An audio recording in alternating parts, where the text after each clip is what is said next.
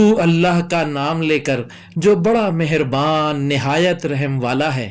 جو مخلوق آسمانوں اور زمین میں ہے اللہ کی تسبیح کرتی ہے اور وہ غالب ہے، حکمت والا ہے۔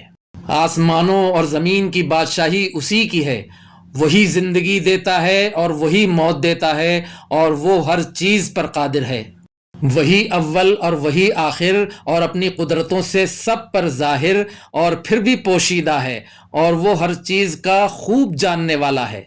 وہی ہے جس نے آسمانوں اور زمین کو 6 دن میں پیدا کیا، پھر عرش پر جلوہ افروز ہوا۔ جو چیز زمین میں داخل ہوتی اور جو اس سے نکلتی ہے، اور جو آسمان سے اترتی اور جو اس میں چڑھتی ہے، سب اس کو معلوم ہے۔ اور تم جہاں کہیں بھی ہو وہ تمہارے ساتھ ہوتا ہے، اور جو کچھ تم کرتے ہو اللہ اس کو دیکھ رہا ہے۔ آسمانوں اور زمین کی بادشاہی اسی کی ہے، اور سب معاملات اسی کی طرف رجوع ہوتے ہیں۔ وہی رات کو دن میں داخل کرتا اور دن کو رات میں داخل کرتا ہے، اور وہ دلوں کے بھیدوں تک سے واقف ہے۔ لوگو، اللہ پر اور اس کے رسول صلی اللہ علیہ وآلہ وسلم پر ایمان لاؤ، اور جس مال میں اس نے تم کو اپنا نائب بنایا ہے اس میں سے خرچ کرو۔ اب جو لوگ تم میں سے ایمان لائے اور مال خرچ کرتے رہے ان کے لیے بڑا ثواب ہے۔ اور تم کیسے لوگ ہو کہ اللہ پر ایمان نہیں لاتے، حالانکہ اس کے پیغمبر صلی اللہ علیہ وآلہ وسلم تمہیں بلا رہے ہیں کہ اپنے پروردگار پر ایمان لاؤ، اور اگر تم کو یقین ہو تو وہ تم سے اس کا عہد بھی لے چکا ہے۔ وہی تو ہے جو اپنے بندے پر واضح آیتیں نازل فرماتا ہے تاکہ تم کو اندھیروں سے نکال کر روشنی میں لائے۔ بے شک اللہ تم پر نہایت شفقت کرنے والا ہے، مہربان ہے۔ اور تم کو کیا ہوا ہے کہ اللہ کے رستے میں خرچ نہیں کرتے، حالانکہ آسمانوں اور زمین کی وراثت اللہ ہی کی ہے۔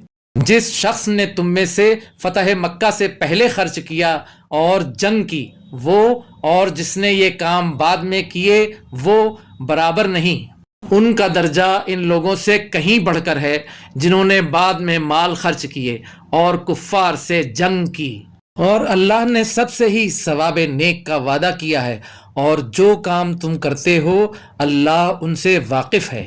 کون ہے جو اللہ کو نیک نیتی سے قرض دے تو وہ اس کو کئی گنا ادا کرے گا، اور اس کے لیے عزت کا صلہ یعنی جنت ہے۔ جس دن تم مومن مردوں اور مومن عورتوں کو دیکھو گے کہ ان کے ایمان کا نور ان کے آگے آگے اور داہنی طرف چل رہا ہے، تو ان سے کہا جائے گا کہ تم کو بشارت ہو کہ آج تمہارے لیے باغ ہیں جن کے نیچے نہریں بہہ رہی ہیں، ان میں تم ہمیشہ رہو گے، یہی بڑی کامیابی ہے۔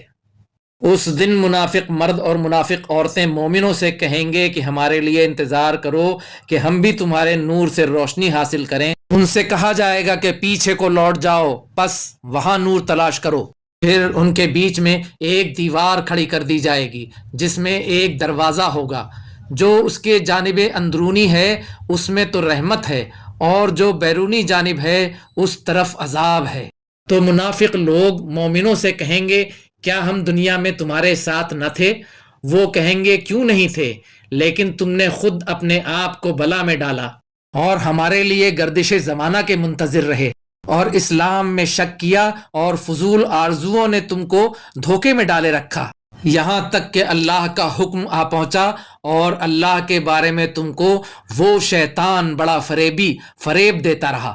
تو آج تم سے کوئی معاوضہ نہیں لیا جائے گا اور نہ کافروں سے ہی قبول کیا جائے۔ تم سب کا ٹھکانہ دوزخ ہے کہ وہی تمہارے لائق ہے، اور وہ بری جگہ ہے۔ کیا ابھی تک مومنوں کے لیے اس کا وقت نہیں آیا کہ اللہ کی یاد کرنے کے وقت اور قرآن جو کہ حق کی طرف سے نازل ہوا ہے اس کے سننے کے وقت ان کے دل نرم ہو جائے، اور وہ ان لوگوں کی طرح نہ ہو جائیں جن کو ان سے پہلے کتابیں دی گئی تھیں، پھر ان پر طویل عرصہ گزر گیا تو ان کے دل سخت ہو گئے، اور ان میں سے اکثر نافرمان ہیں۔ جان رکھو کہ اللہ ہی زمین کو اس کے مرنے کے بعد زندہ کرتا ہے۔ ہم نے اپنی نشانیاں تم سے کھول کھول کر بیان کر دی ہیں تاکہ تم سمجھو۔ جو لوگ خیرات کرنے والے ہیں، مرد بھی اور عورتیں بھی، اور اللہ کو نیک نیتی سے قرض دیتے ہیں، ان کو کئی گنا ادا کیا جائے گا اور ان کے لیے عزت کا صلہ ہے۔ اور جو لوگ اللہ اور اس کے پیغمبروں پر ایمان لائے، یہی اپنے پروردگار کے نزدیک صدیق اور شہید ہیں۔ ان کے لیے ان کے اعمال کا صلہ ہوگا اور ان کے ایمان کی روشنی بھی ہوگی۔ جن لوگوں نے کفر کیا اور ہماری آیتوں کو جھٹلایا، وہی اہل دوزخ ہیں۔ جان رکھو کہ دنیا کی زندگی محض کھیل اور تماشا اور زینت و آرائش اور تمہارے آپس میں فخر و ستائش اور مال و اولاد کی ایک دوسرے سے زیادہ طلب و خواہش ہے۔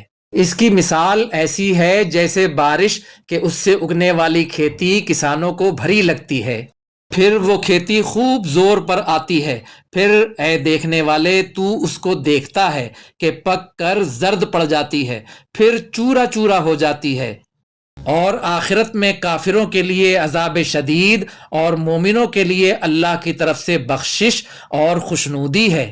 اور دنیا کی زندگی تو دھوکے کا سامان ہے۔ بندو اپنے پروردگار کی بخشش کی طرف اور جنت کی طرف لپکو، جس کا عرض آسمان اور زمین کے عرض کا سا ہے، اور وہ ان لوگوں کے لیے تیار کی گئی ہے جو اللہ پر اور اس کے پیغمبروں پر ایمان لائے ہیں۔ یہ اللہ کا فضل ہے، جسے چاہے عطا فرمائے، اور اللہ بڑے فضل کا مالک ہے۔